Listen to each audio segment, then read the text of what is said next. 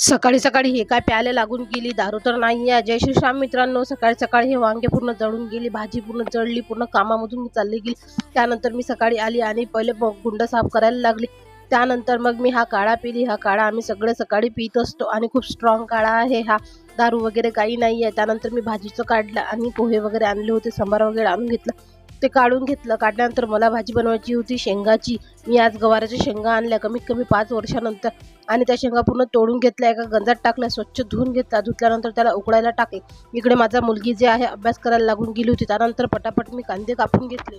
तोपर्यंत माझ्या गवाराच्या शेंगासुद्धा ना पूर्ण शिजून गेलेल्या होत्या आणि छान झालेल्या होत्या. नंतर मी एका कढाईमध्ये तेल टाकलं आणि तेल टाकल्यानंतर त्यामध्ये जिरं टाकलं. ते तळतळ झालं. त्यानंतर मी त्यामध्ये कांदे घालून घेतले. कांदे चांगले असे गोल्डन थोडेसे झाले. त्यानंतर मी त्यामध्ये टमाटर घातलं. टमाटर मी भाज्यांमध्ये जास्त घालते, मला खूप आवडते. आणि त्यानंतर मी मसाले घालून घेतले, हळद, लाल तिखट आणि काळा मसाला, त्याच्यामध्ये मीठ जेवढं घालून घेतलं आणि हे छान होऊ दिलं. त्यानंतर मी त्यामध्ये शेंगा घालून घेतल्या. शेंगा जेवढ्या बनवायच्या होत्या तेवढ्याच घातल्या, बाकी शेंगा ठेवून दिल्या. त्यानंतर इथे माझी मुलगी आली आणि मम्मी माझा पण शूट घे बोलते. मी छान कपडे घातले. त्यानंतर माझी इथे भाजी तयार झाली होती. तुम्हाला वाटत असेल तर अशी भाजी बनवून बघा. चला आजसाठी एवढंच.